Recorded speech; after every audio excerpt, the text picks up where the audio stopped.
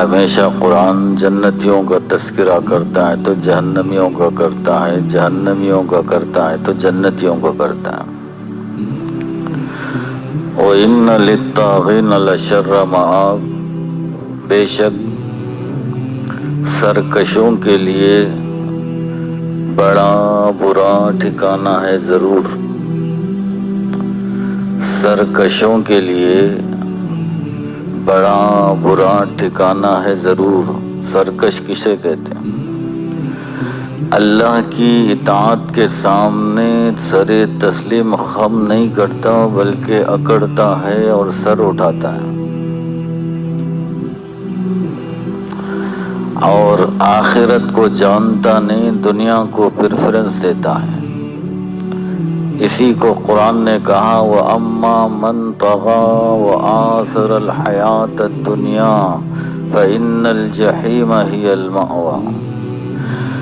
وہ آدمی جو اللہ کی اطاعت سے منہ موڑے، سرکشی کرے، غرور کرے، تکبر کرے، وَأَمَّا مَن طَغَىٰ وَآثَرَ الْحَيَاةَ الدُّنْيَا، اور دنیا کی زندگی کو ترجیح دیا، پریفرنس دیا، فَإِنَّ الْجَحِيمَ هِيَ الْمَأْوَىٰ، تو جہنم ہی اس کا ٹھکانہ ہے، تو جہنم ہی اس کا ٹھکانہ ہے۔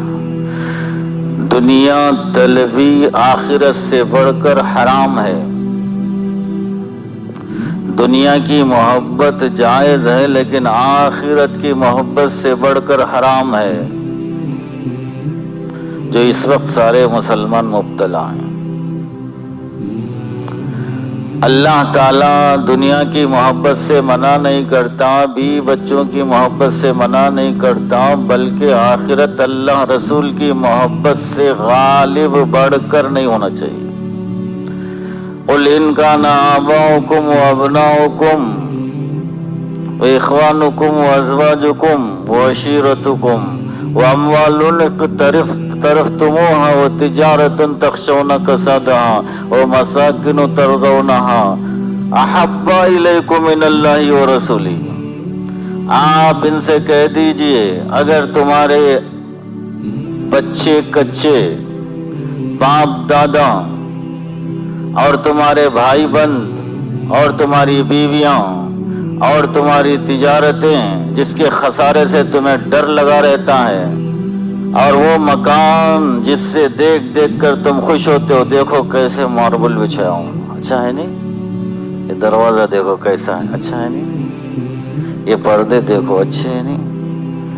وہ مساکن ترضونہا، وہ مکانات جسے دیکھ کر تم خوش ہو جاتے ہو، چلو خوش ہو جاؤ، محبت کرو، لیکن احب الیکم کمپیریٹیو ڈگری ہے، زیادہ پیاری ہو جائیں یہ چیزیں من اللہ و رسولہ و جہاد فی سبیلہ، یہ چیزیں زیادہ عزیز ہو جائیں، زیادہ پیاری ہو جائیں اللہ سے، رسول سے، اس کی راہ میں کوشش کرنے سے۔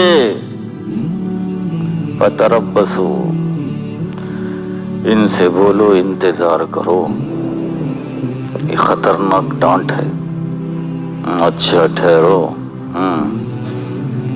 بڑی طاقت والا، قدرت والا، عظمت والا، کبریائی والا، شان والا، کن فیکون والا جب یہ کہتا ہے ان سے بولو انتظار کرو، تو اللہ کو پہچاننے والے کے پتے پگھل جاتے ہیں۔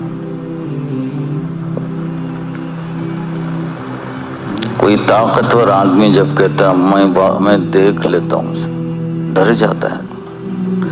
اللہ اللہ خالق مالک ہر آن اس کا حکم ہمارے اوپر ہے، اگر اس وقت موت کا حکم ہم سب پر آ جائے تو کوئی بچ نہیں سکے گا، جو حکم چاہے صادر فرما دے، اتنی آسمان والا، زمین والا، کائنات والا، ہمارا مالک، خالق، رزق دینے والا، حیات دینے والا، موت دینے والا، جب وہ کہتا ہے فتربصوا ان سے بولو غلط راہ پہ چل گئے ہو، خدا کو ناراض کر رہے ہو، انتظار کرو، وہ فوراً سزا نہیں دیتا، وہ حلیم ہے، فوراً سزا نہیں دیتا۔ فتربصوا، ٹھہرو ٹھہرو، انتظار، حتی یأتی اللہ بامری، یہاں تک کہ اللہ اپنا آرڈر تم کو سنا دے۔ تم نے جو بدتمیزی کی ہے، جو بے ایمانی کی ہے، جو خیانت کی ہے، جان اس کی، مال اس کا، محبتیں اس نے ڈالی، ساری چیزیں اس کی دی ہوئی ہیں، ساری نعمتیں اس کی ہیں، تم نے اس سے زیادہ اوروں سے پیار کر دیا، وہ اپنا پیغام تمہیں سنا دے گا، جب تک انتظار کرو۔ حتی یأتی اللہ بامری واللہ لا یہدی القوم الفاسقین۔ ایسے لوگ دین سے بچل گئے، الگ ہو گئے، ایسے لوگوں کو اللہ راہ نہیں دکھائیں گے۔ کتنی خطرناک بات ہے، مجھے اور آپ کو راہ کیوں نہیں ملتی ہے؟ بنیاد بگڑی ہوئی ہے۔ اللہ رسول کی محبت کہیں بھی نہیں ہے، تھوڑی بھی، معمولی محبت جسے کہتے ہیں پیار۔ بچہ بھوکا سو گیا تو ماں جتنا تڑپتی ہے، قسم خدا کی اتنا بھی پیار اللہ سے نہیں ہے۔ میرا بچہ بھوکا سو گیا، میرے بچے کو آج میں ڈانٹ دی، دل میں درد ہوتا ہے۔ کوئی نماز چھوٹ جائے، کوئی وظیفہ چھوٹ جائے، کتنا درد ہوتا ہے۔ ہاں، صحابہ نے یہ کر کے دکھایا۔ کسی کی نماز قضا ہوتی تھی تو واویلا مچتا تھا، رونا پلانا موت سے بڑھ کر ہوتا تھا۔ دوسرے صحابہ جا کر تسلی دیتے تھے، یہ نیند یا کسی وجہ سے ہے، اللہ تمہیں معاف کر دے گا، اتنا پریشان نہیں ہونا۔ جیسے آپ کا میرا کوئی بچہ مر گیا تو لوگ آ کے تسلی دیتے ہیں، بیوی مر جائے تو تسلی دیتے ہیں، بھائی رونا نہیں، ہم کو بھی جانا ہے، وہ اب چلے گئے، بعد میں ہم کو جانا ہے، ذرا دل کو تسلی کر لو، یہ دنیا رہنے کی جگہ نہیں ہے۔ جیسے کسی کے گھر میں موت ہو جائے تو تسلی دینے کے لیے لوگ آ جاتے ہیں، صحابہ سے کوئی عمل چھوٹ جائے، نماز چھوٹ جائے کبھی کسی وقت تو لوگ ان کے رونے پھلانے کو تسلی دینے کے لیے آتے تھے۔ یہ ہے ان کا دین اور ایمان، اللہ سے محبت۔ طارق جمیل صاحب کہتے ہیں محبتیں بانٹو، میں کہتا ہوں اللہ سے محبتیں پیدا کرو، اتنی محبتیں پیدا کرو وہ محبت تم کو بتائے کہاں محبت کرنا ہے۔ لوگوں سے آپس میں محبتوں کی دعوت کی خدا کی قسم ضرورت نہیں ہے۔ لوگوں میں آپس میں محبتوں کی دعوت کی خدا کی قسم دعوت کی ضرورت نہیں ہے۔ اللہ کی محبت کی اتنی دعوت دو، اللہ کی محبت اتنی آ جائے، پھر وہ جن سے محبت کرنے کو چاہتا ہے خود بخود محبت آ جائے گی اور ایمان مکمل ہو جائے گا۔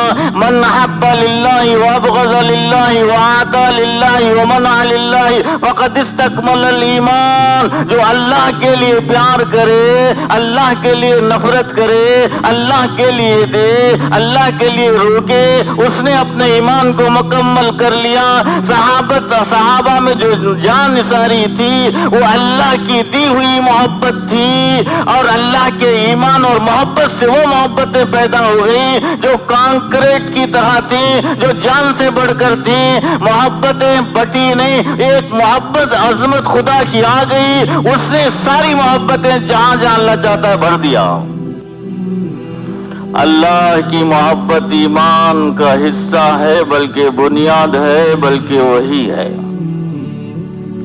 اور اتنی محبت کے اپنوں سے، مال سے، جان سے، اللہ کی محبت تو رسول اللہ صلی اللہ علیہ وسلم سے بھی بڑھ کر ہونا چاہیے۔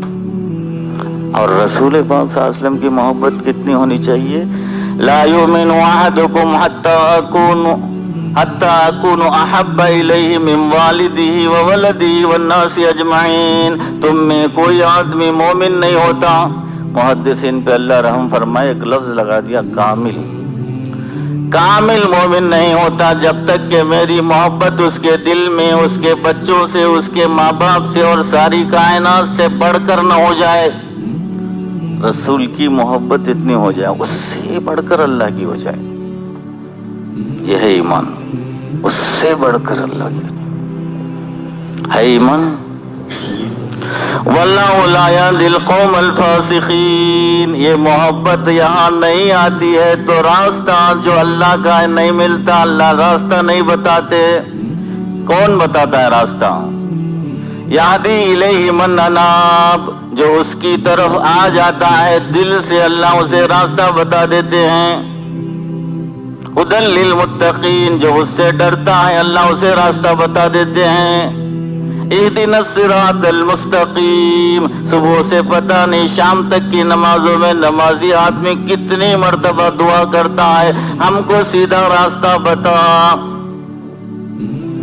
ہم کو سیدھا راستہ بتا کا مطلب میری آنکھ کو سیدھا راستہ بتا، میری زبان کو سیدھا راستہ بتا، میرے کان کو سیدھا راستہ بتا، میرے ہاتھ کو سیدھا راستہ بتا، میرے دماغ کو سیدھا راستہ بتا، میرے دل کو سیدھا راستہ بتا، میری ساری قوتوں کو سیدھا راستہ بتا۔ بعض مفسرین نے کہا جو جمع کا لفظ استعمال ہوا ہے، ہم کو یعنی مجھے، میرے ہاتھ کو، میرے پیر کو، میری طاقت کو، میری قوت کو، میرے دل کو، میرے دماغ کو، سب کو راستہ ملے۔ یہاں ہر چیز بھٹکی ہوئی ہے، انا للہ و انا الیہ، نظر بھٹکی ہوئی ہے، دماغ بھٹکا ہوا ہے، دل بھٹکا ہوا ہے، انا للہ۔ جو پیار دنیا سے ہے آخرت سے نہیں ہے، انا للہ و انا الیہ راجعون۔ جو پیار دنیا سے ہے آخرت سے نہیں ہے، اللہ عطا فرمائے۔ اگر اس قرآن کریم سے تم کو تھوڑا پیار اور نہیں ملے گا تو قسم خدا کی کسی کے در پہ بھی تم کو قسم خدا کی نہیں ملے گا۔ نہ کوئی پیر تم کو یہ پیار دے سکتا ہے، نہ کوئی استاد یہ پیار دے سکتا ہے، یہ پیار مل سکتا ہے یہیں سے مل سکتا ہے۔ اور جیسے قرآن نے کہا اذا تلیت علیہم آیاتنا زادتہم ایمانا، جب ان پر ہماری آیتیں پڑھ کر سنائی جاتی ہے تو ان کا ایمان یہ آیتیں بڑھا دیتی ہے۔ ایمان بڑھانے کا مطلب کیا ہے؟ محبتیں بڑھ جاتی ہیں، عشق اللہ سے بڑھ جاتا ہے، اللہ سے تعلق بڑھ جاتا ہے، یہی تو ایمان ہے۔ تو زیادہ تم ایمان ہو۔ اگر یہاں ایمان نہیں ملے گا تو پھر کہیں ایمان نہیں، یہاں ایمان نہیں ملا تو پھر کہیں ایمان نہیں۔ اللہ حفاظت فرمائے۔